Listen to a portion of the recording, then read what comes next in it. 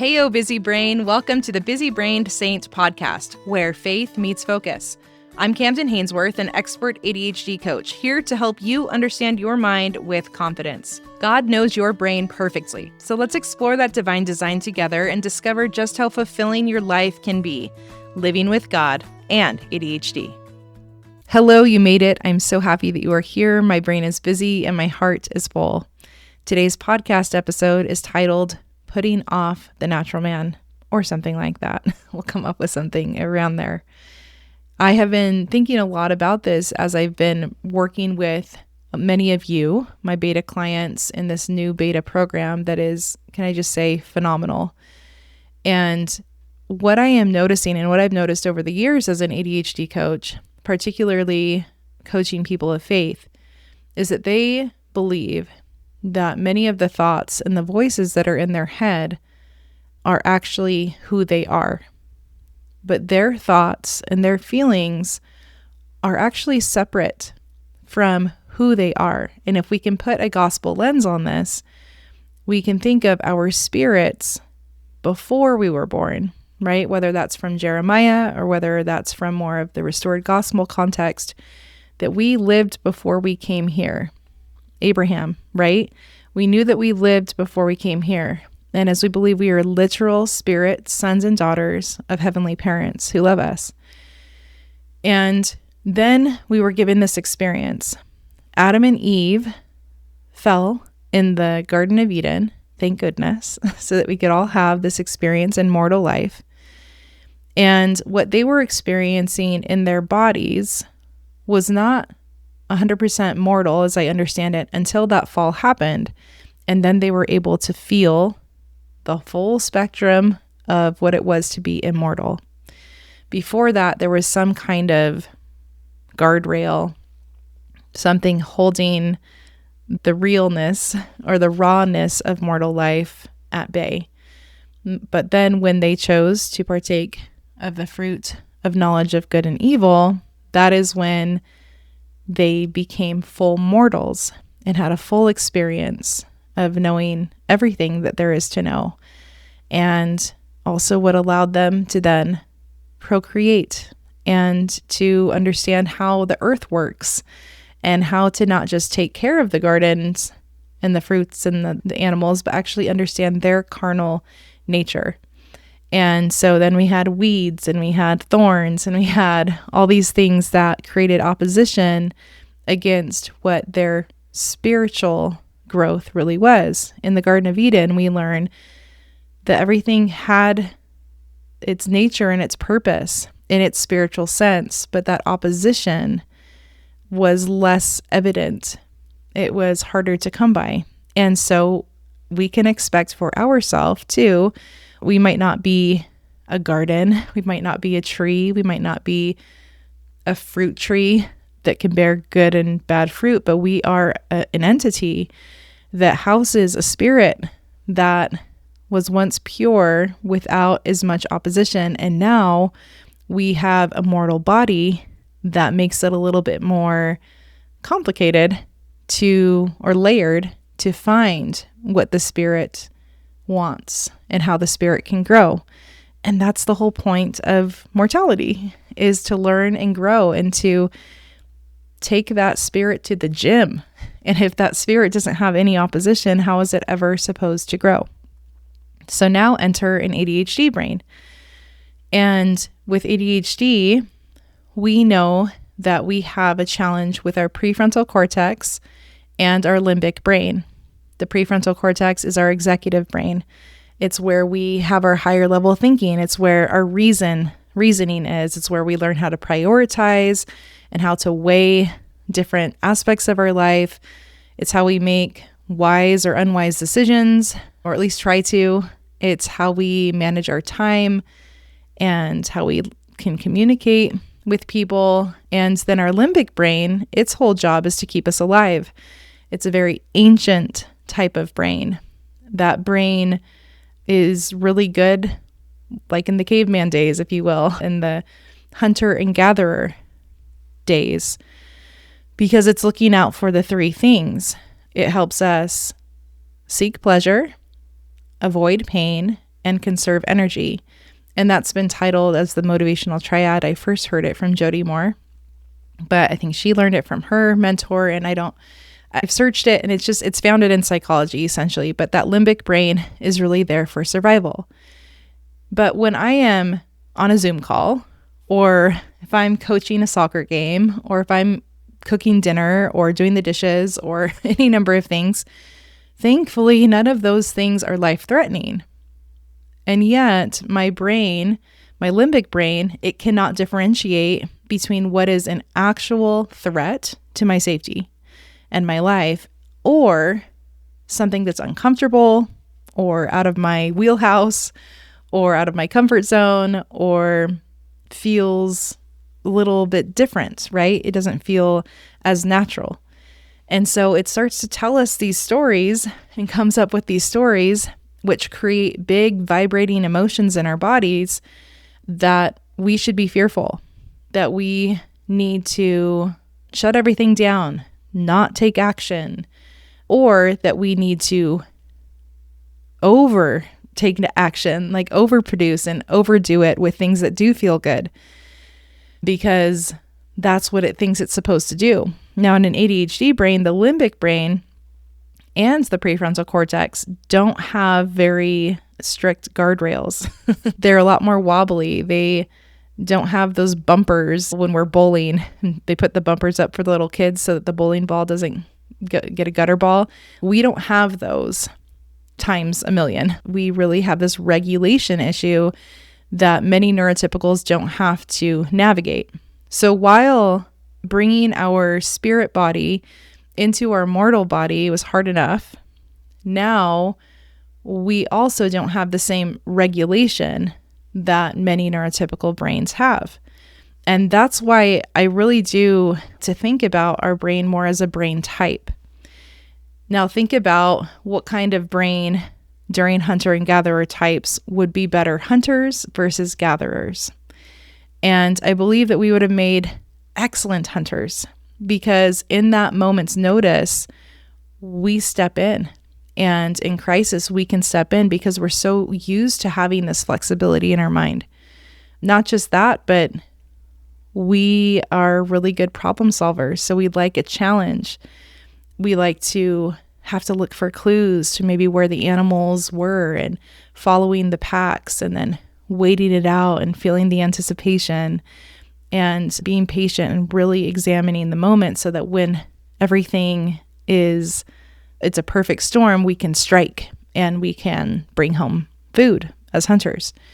The gatherers show up. They're I was going to say monotonous. They do a lot more monotonous work. They go out, they collect, they gather, they organize, and then they do the same thing every day, right? And the hunters have to be more on their toes. But once again, this is an ancient framework that most of us, specifically those in, it's not really a great word, but developed countries, is not really the experience we have.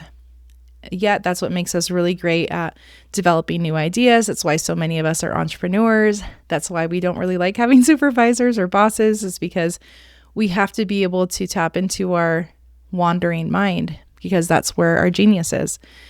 And so it doesn't have to be a problem, but when we're trying to fit ourselves into a neurotypical society, that's often why we feel so wonky. We, however, today are talking about putting off the natural man. And so with all of that understanding of the limbic brain, the prefrontal cortex, and how they're wonky when they try to talk to each other, it's really good for me as I think about what is the carnal state of me and what is the spiritual state of me, and how is my ADHD a part of all of that. So many of us listening who are Latter-day Saints will know the scripture from Mosiah 3:19. For the natural man is an enemy to God, has been from the fall of Adam, and will be forever and ever, unless he yields to the enticings of the Holy Spirit and put off the natural man and becometh a saint through the atonement of Christ the Lord, and becometh as a child, submissive, meek, humble, patient, full of love, willing to submit to all which the Lord hath fit to inflict upon him, even as a child does submit to his father. And then, of course, as we find all of these similar messages in the Bible, Galatians 5:7, For the flesh lusteth against the spirit, and the spirit against the flesh. Okay, that's like this idea of the natural man, is that when we were spiritual beings having a mortal experience, that's where there started to be that it feels sometimes like they are two different entities working against each other. And so that's why I love the definition of soul is the body and the spirit coming together. That's what the soul is, when we can get those things into sync. When the spirit and the flesh are working together, oh man, what an incredible experience. And as I think upon the resurrection, that's exactly what it's going to be. It's not that we just want to go back to our spiritual presence. It's that we get to put our mortal body that is now beautifully perfect with our spirit again. And that's what's going to make us a resurrected being. That sounds so exciting. But in the meantime, we're having to learn how to work our spirit with our carnal and our physical body. In Ephesians 4:22-24, it talks that ye put off concerning the former conversation, the old man, and be renewed in the spirit of your mind, and that ye put on the new man, which after God is created in righteousness and true holiness. So which part is the old man? Which part is the new man? I like to call this our 2.0 self a lot of the time in my coaching in Romans 8:7, because the carnal mind is enmity against God. And when I looked up enmity, it means hatred. And so when we're only operating off of that survival brain, once again, that is good for keeping us alive, but really isn't great for developing a trusting relationship with God or with other people, then we're not letting ourselves become open and vulnerable toward other people. And so much of our life, I think, fulfillment comes from being in communion with self and being in communion with others. And to know others is to first know ourselves. Matthew 18 says, except ye be converted and become as little children, ye shall not enter into the kingdom of heaven. Whosoever therefore shall humble himself as this little child, the same is greatest in the kingdom of heaven. And Colossians 3:12-4, put on therefore humbleness of mind, meekness, long-suffering, forbearing one another, and above all these things put on charity, which is the love of Christ, right? And so I love to think about the word carnal or the natural. And when I think of the carnal state and the natural state, I think of the survival state, the state that can't think, can't pause and consider a lot of things and reason. No, because a bear is about to attack you and maul you, and you can't say, what beautiful brown fur, bear. That would be very unhelpful in a life and death situation. And so the carnal body needs to have a mechanism built into it to keep it alive. That is a gift from God. But when that body is the part that is driving our bus all the time, then that becomes a problem. Now, in a neurotypical mind, what supposedly happens is that the communication of the limbic brain and the prefrontal cortex are tight, okay? They know how to work together pretty well, and they know how to reason and have more rationale between the two. And they're more naturally equipped to be able to perform their duties. With ADHD, the limbic brain freaks out a little bit more, gets a lot more excited and off the rails, but it also gets a lot more sad and depressed and frustrated and angry. And so the highs are really high and the lows are really low. And the narration in that prefrontal cortex that goes along, there's a narration in that limbic brain as well as to what's actually going to happen and catastrophizing and all that type of stuff that gets really big. When we talk about big emotions in little kids and big emotions in neurodivergence, that's what it is. And then because the communication between the two isn't great and there's not much regulation, our prefrontal cortex says, okay, we definitely should break up with that boyfriend because of that little thing that happened, but feels huge. Or we definitely shouldn't go to that party because if we go, we know that everyone's going to hate us and they're going to think that we're ugly and X, Y, and Z. It tells us to do things based upon this really intense narration that's happening. And it's not always when it's unregulated, it doesn't always align with the kind of life that we're hoping to live. And in many of those cases, that is the natural man, that is the carnal body that is running the show. And that feels like you can feel so trapped when you feel that you don't have any other choice other than to believe and to follow whatever inclinations and thoughts and feelings you're having in your body. So a lot of the work that we do in ADHD coaching is helping you, yes, understand this process and get more clear as to where it's showing up in your life.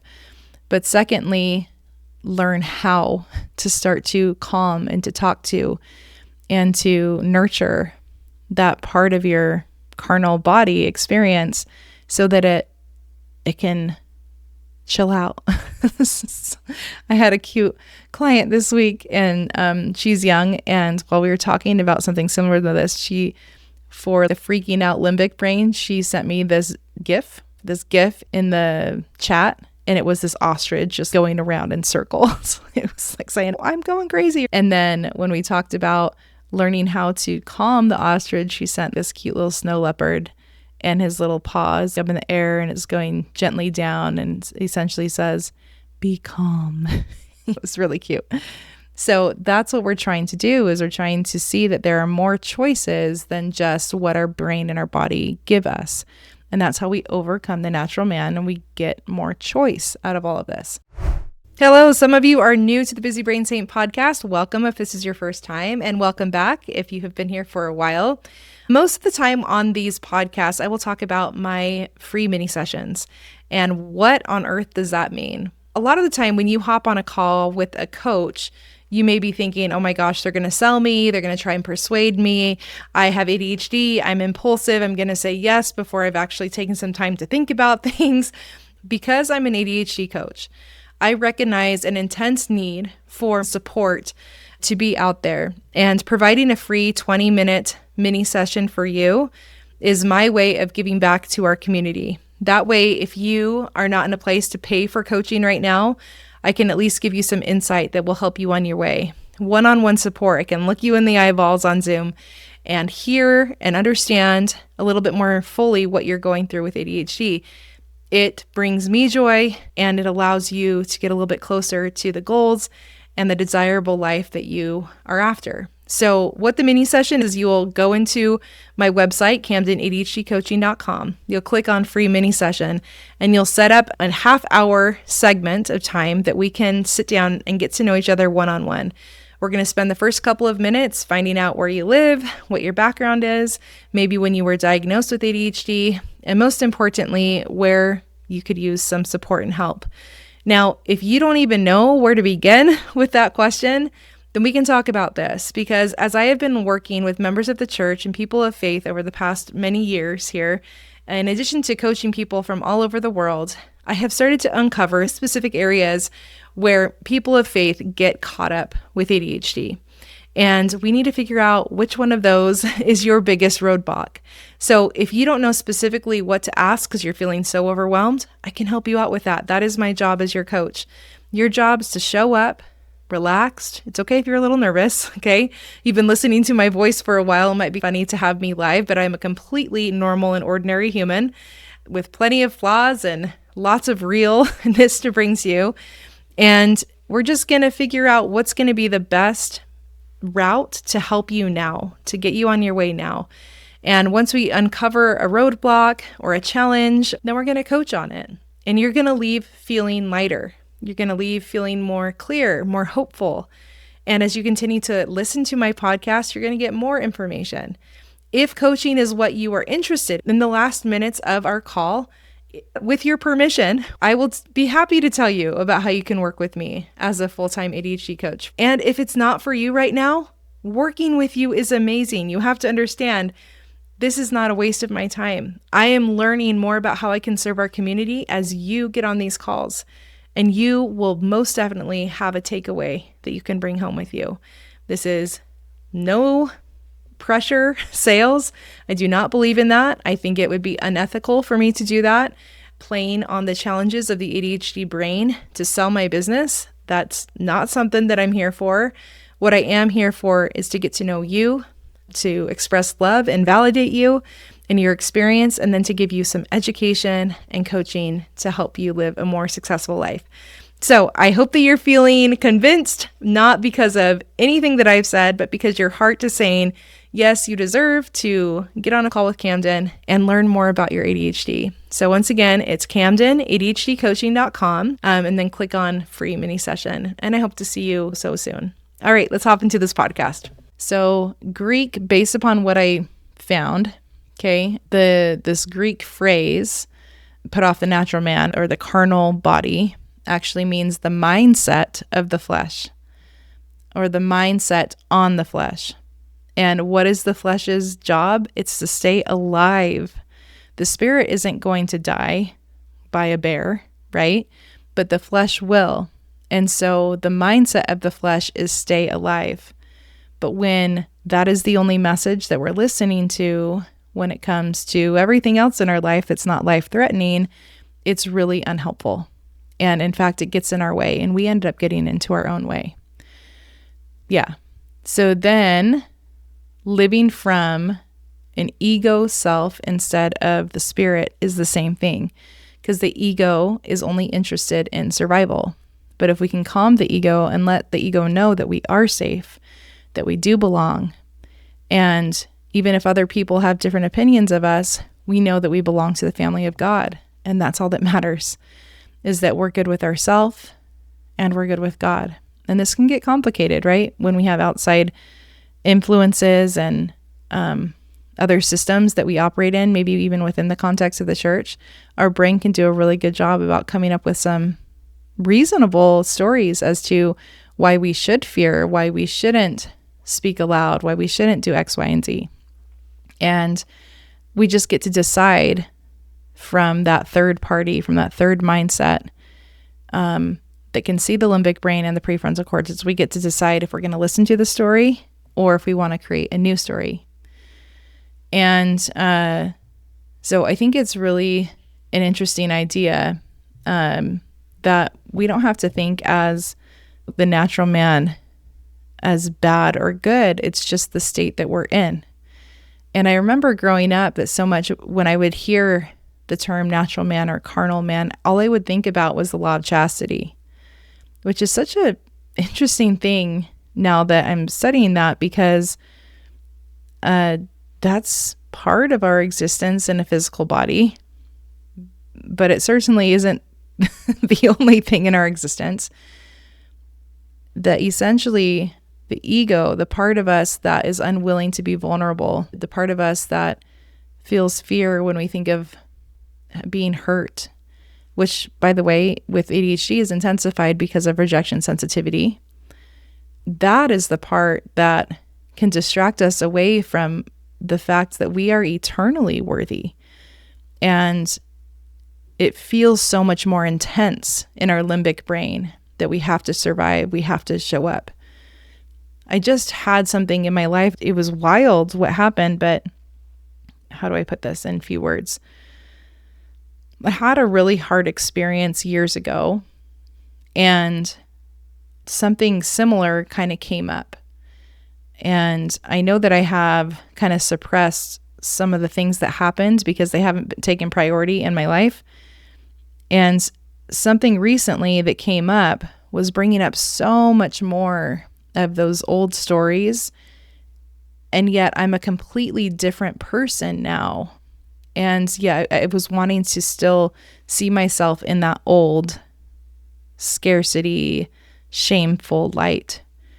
And in coaching one of my clients, I was teaching them about how they can drop into their body, how they can notice that they're safe, that their heart is beating, that their lungs are filling with air, that their fingers are moving.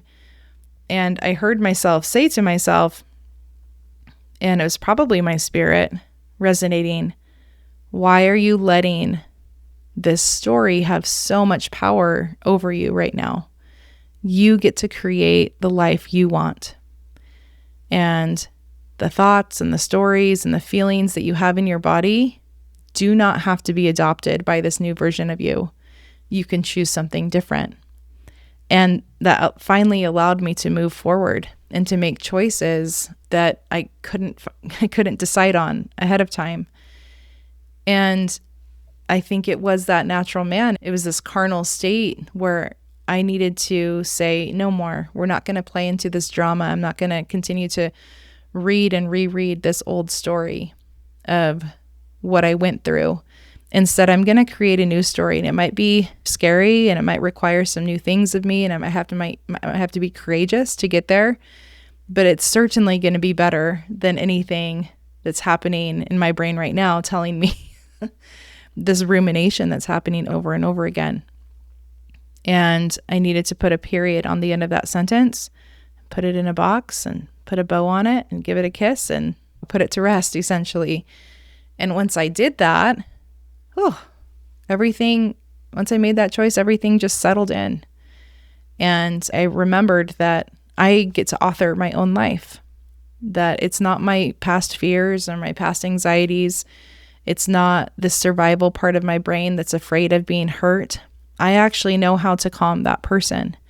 I know how to give that person a hug and how to talk to her now so that I can become more of the person I was always meant to be. That's how I believe that we overcome the natural man. And then the last half of this is in that scripture, how it's talking about how we become as children. And remember that I have a 4-year-old, I have a 9-year-old, an 11 and 12-year-old. And when they're really needing help, when they're needing their mom, for each one of them, I know how to talk to them. And it's different for each one. Some of them are much more physical, or I just need to hold them for a long time, kiss their head, validate that what they're coming up against feels big and feels hard, and that they are capable, but that it's okay if they just need to be held by me for a little bit longer. And others of them need humor and lightness and playfulness and silliness, and then a hug, and then a kiss, and then kiss, and then a reassurance. And for my little ones, we had a situation this past week where my youngest was just crying and crying. And I knew she was probably hungry, but she couldn't get herself, she couldn't get herself to relax long enough to eat something. And eventually, as she started to finally eat some lunch, actually it was right before, she said, I know I'm crying, I just can't get myself to stop. And so I put her in my bed and I went into the kitchen and I made her a little plate of her favorite finger foods for lunch. And I brought her out and she just started chomping down all of this food. And the carnal body was pacified so that her true nature could come out. And I just think it's such a beautiful, and I feel that way, man, when my blood sugar's all over, I'm wonky too. But what a great example, as for my 4-year-old, it was like finally getting food in her body. But for us, what is it that we can do to pacify, not in a bad way, but to give ourselves love, to nurture ourselves, that carnal state, and let it know from this higher brain, we call that metacognition when we think about our thinking, right? That we've got this. And especially when we bring God into that we've got this. And so while we might live in this wobbly land of ADHD that is sometimes feels very out of control, what we can do is start to learn how to manage our mind and to manage our body and to manage this carnal nature, this survival nature that we have. Because when we can step outside of survival, that's when we can start to do all the things that are worthwhile. We're no longer cleaning our house because we have to prove our worth. We're no longer avoiding meetups because we're afraid of being rejected. We're no longer overextending ourselves because we want to be liked. We just get to show up as we are because that's who we are. It's who we've always been. And that's why it's a whole chore. It's why it's a whole thing to overcome this carnal body. And then the biggest cherry on top here is that when we know how to talk to our physical body, and like I've mentioned before, we can become one. We can become a soul. We can become a spirit and a body that works together. That is the most euphoric and beautiful experience. This is how I feel when I get a vision for a home project and then I'm able to create it and bring it to life. This is what it feels like when I'm finally able to articulate and help a client articulate how they're feeling and experiencing life and bring them into communion with themselves. This is what it feels like when I see my children reach goals that they've been wanting to reach or have successes that they've been wanting to reach. This is what it feels like to truly feel loved in a marriage relationship and to give love and to receive love. This is what it feels like to sing and to create music in a variety of different situations. There's so many times when I feel like when I've been playing my guitar and I've been using my mind to write music and then bringing my spirit into that to feel inspired, and it all just comes together. And now we have the carnal and the spiritual working together. But first, they have to learn how to communicate with each other, and we have to truly get out of that survival brain that wants us to only operate off of fear. It's been a really beautiful breakthrough for me to see this principle that I teach to people all over the world, but to see it spiritually and to share it with you today. I think it's a really great work. I think it's something that I'm just barely starting to understand. And at the same time, I'm so thankful I've been able to have 42 years on this earth to begin to understand it. And I get to share it with you today. It gives us our choice back. Prayer, meditation, conversing with God is all a part of this, obviously, as well. And I believe that this is a part that can start to unlock really how we can start to make tangible steps toward becoming like a child and listening. Did I ever actually talk about that? Children, they listen to God.